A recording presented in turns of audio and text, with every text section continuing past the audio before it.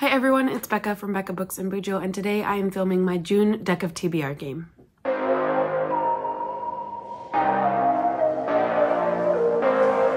Before we jump into drawing our cards for June, I just wanted to let you know how I did in the month of May. So for our first prompt, it was Play Your TBR Right, which is a game that Gavin does on how to train your Gavin. I think he quit doing it, but anyway, I put In 5 Years up against another romance and I won. So I picked this book and I did complete this one. For the next one, I had to choose a book that I thought would make me laugh, and I picked Me Talk Pretty One Day by David Sedaris. And I am, this is not where I am because I started reading it on ebook. And so I think I'm like 50 pages in. So I will not complete this one by the end of May. I don't know what to do for the ones that I haven't had a TBR that I haven't completed. So let me know down below what you think I should do as a punishment. Should I roll them over and have to read them in June? I think I will want to read them anyway, the books that I picked that I didn't complete this month, but I just don't know what to, if I need to take a punishment or if I want to do punishments in this game.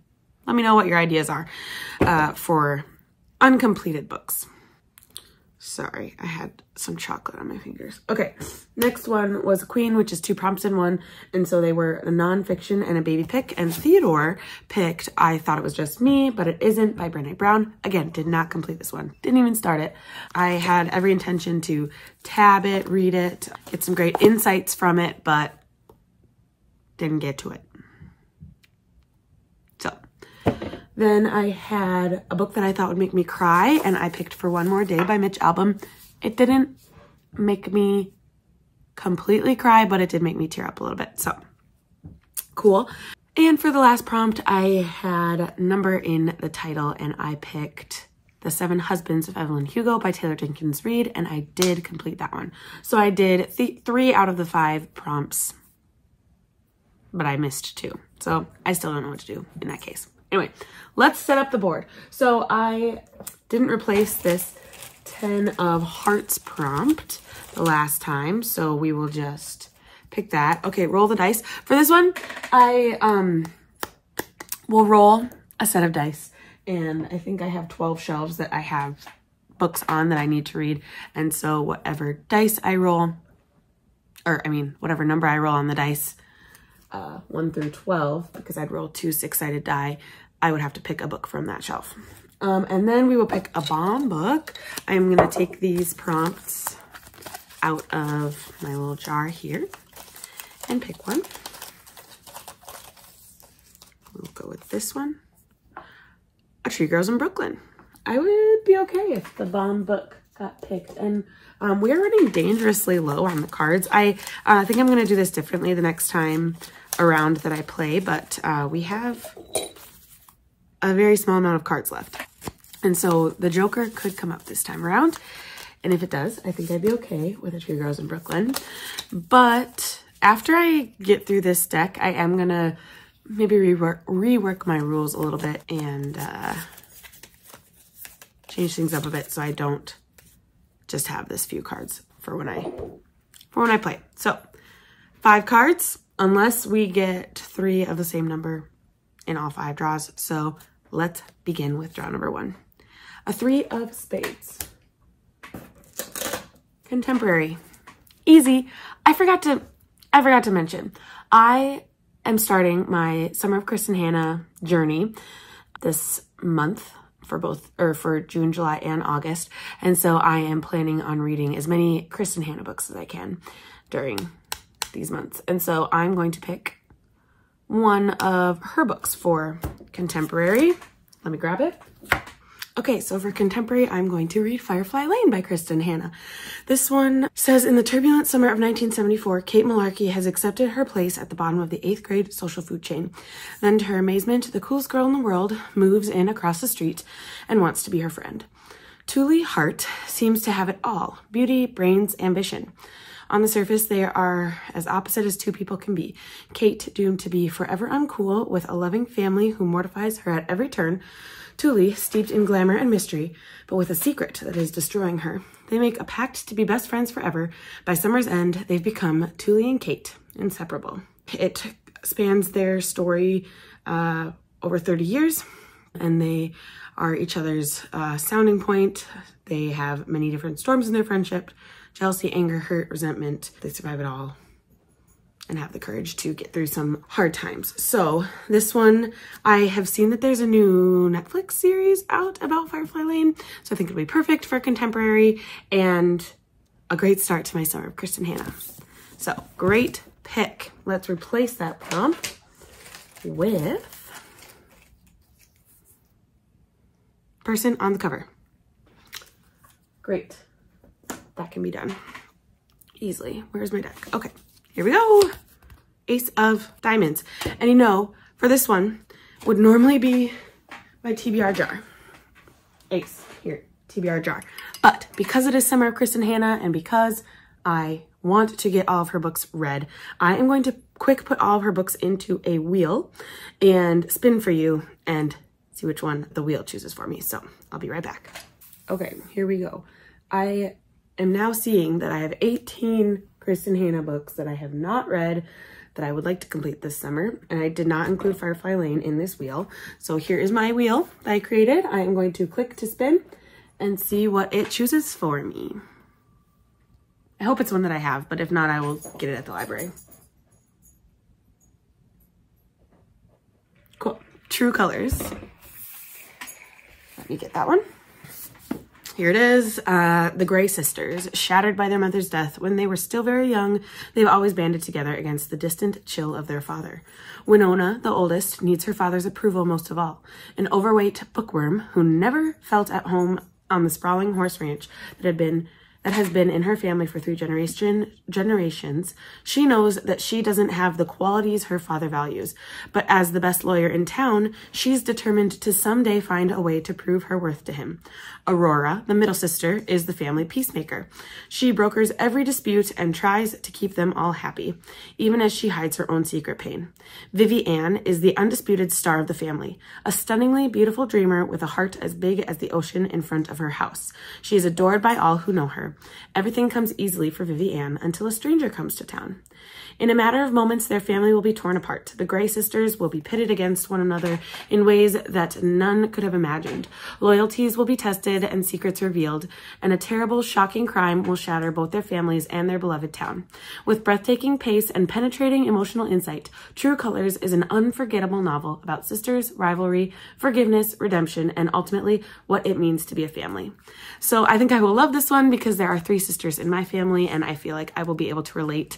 I'm the youngest, so we'll see if I am the undisputed star of the family like Vivi-Anne. Okay, that's my ace. I don't have anything to replace on the board, so let's just draw another prompt. 9 of clubs. 9 of clubbies. Okay, add a draw. So I will be doing 6 draws instead of 5, which is okay. It's June, it's summer.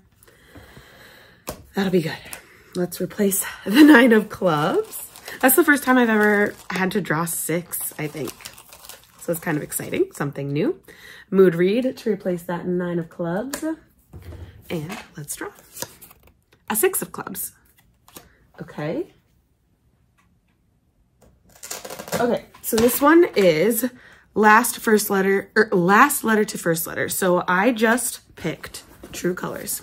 So I need to find a book that starts with the letter S. And I wonder if there are any Kristen Hannas on my list. Ding, ding, ding. We have a winner. 1 second. We've got Summer Island by Kristen Hanna. This one says, years ago, Nora Bridge walked out on her marriage, leaving her daughters behind. Now she is a celebrity talk show host, famous for her stern moral advice. Her daughter, Ruby, is a struggling comedian. The two haven't spoken in more than a decade. Then a scandal from Nora's past is exposed, and Ruby is offered a fortune to write a tell-all about her mother. Reluctantly, she returns to the family house on Summer Island, a home filled with frayed memories of joy and heartache, confronting a past that includes a never-forgotten love, a sick best friend, and a mother who has harbored terrible family secrets. Ruby finally begins to understand the complex ties that bind a mother and daughter and the healing that comes with forgiveness. So there we go. Last letter to first letter. Doing great so far on picking Kristen Hanna's. We will replace that 6 of club prompt with choose a prompt. So I get to choose any prompt on this board that I think would be fun to do. Okay. We have drawn 3. We need to draw 3 more. 6 of hearts. Okay, just drew 6. Hopefully we don't draw another 6. 6 of hearts. A graphic novel. Okay, let me look at my Goodreads shelves. Obviously I can't choose a Kristen Hanna for that. But I do have a Goodreads shelf with all of the graphic novels that I want to read. I might do a Lumberjanes just because I started reading those last summer and it's kind of a fun summer read with the girls at camp, but let me check it out. You know, I actually would really like to read El Defo by C.C. Bell, and then the colorist, which I don't know if that's the artist, is David Lasky. I know this one's at my library, so I will go ahead and put a hold on that. But this one says, starting at a new school is scary, even more so with a giant hearing aid strapped to your chest. At her old school, everyone in Cece's class was deaf. Here, she is different. She is sure the kids are staring at the phonic ear, the powerful aid that will help her hear her teacher. Too bad it also seems certain to repel potential friends.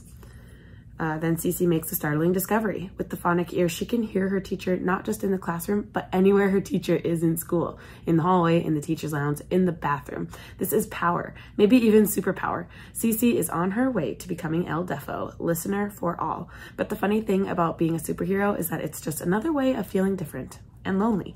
Can Cece channel her powers into finding the thing she wants most, a true friend?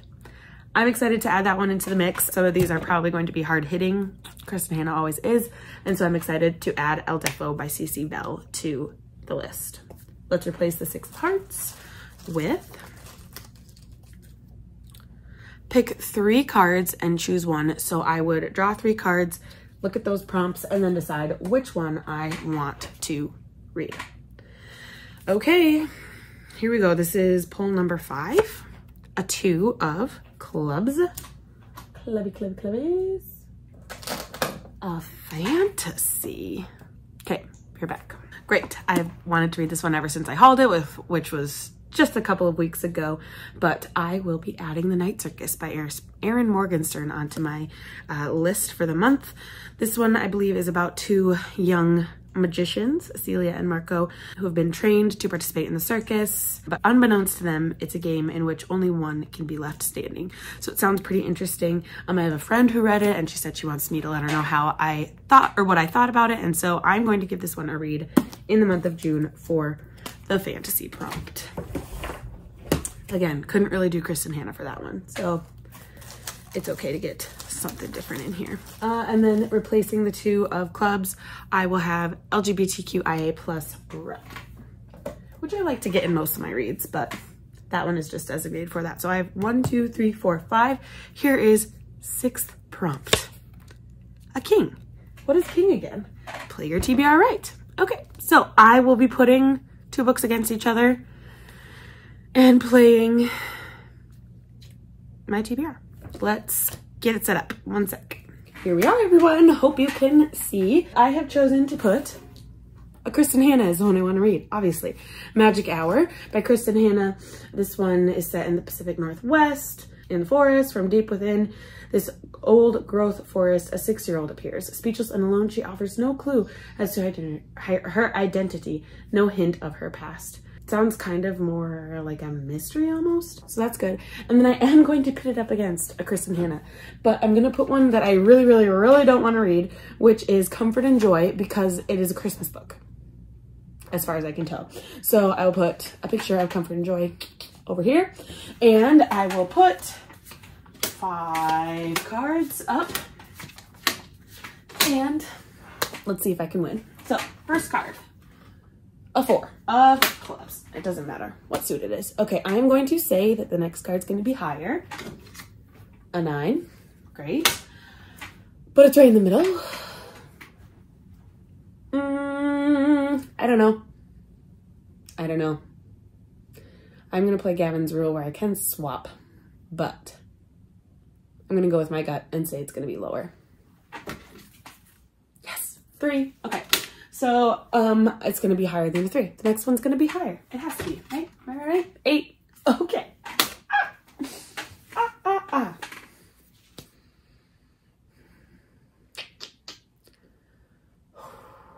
really want to read Magic Hour. Should I do a swap? If I do a swap, I'm stuck with that one. I have to tell if the next card's higher or lower. I'm going to do a swap. A 2. Yes. Okay. So the next one's going to be higher. It's going to be a Joker, which is wild. So I win. I get to read Magic Hour by Kristen Hanna. I'm going to clean this all up and then we're going to do a recap because those are the 6 books. All right, here we are. Here's the stack -1. So we have Firefly Lane by Kristen Hanna for a contemporary. We have True Colors, which was a TBR jar pick, but also just a TBR wheel pick. Then for Last Letter to First Letter, I picked Summer Island by Kristen Hanna.